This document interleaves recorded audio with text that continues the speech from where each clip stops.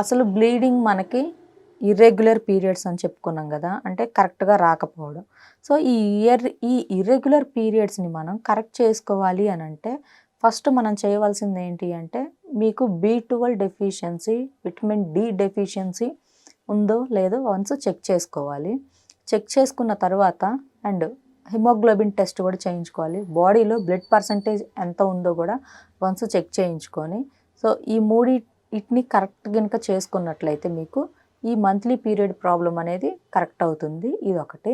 ఇంకొకటి వచ్చేసి PCOS అంటే థైరాయిడ్. ఈ 3 ఇష్యూస్ ఉన్న వాళ్ళు కూడా ఈ మంత్లీ ఇర్రెగ్యులర్ పీరియడ్స్ అనేవి ఉంటాయి. సో ఈ మూడింటిని, ఈ థైరాయిడ్, PCOS చెక్ చేసుకోవాలి. వీటిని కరెక్ట్ చేసుకోవాలి అంటే ఇంకొకటి చెక్ చేసుకోవాలి. అదేంటి అంటే వెయిట్. మనం వెయిట్ ఎంత ఉన్నామో, ఓవర్ వెయిట్ ఉన్నామా? సో ఓవర్ వెయిట్ ఉంటే దాన్ని మనం న్యాచురల్లీ డైట్ తోటి తగ్గడానికి మనం ట్రై చేయాలి. సో ఇవన్నీ కరెక్ట్ చేసుకుంటూ వీటిని కంట్రోల్ కనుక చేసుకుంటే పీరియడ్స్ అనేవి రెగ్యులర్ అయిపోతాయి.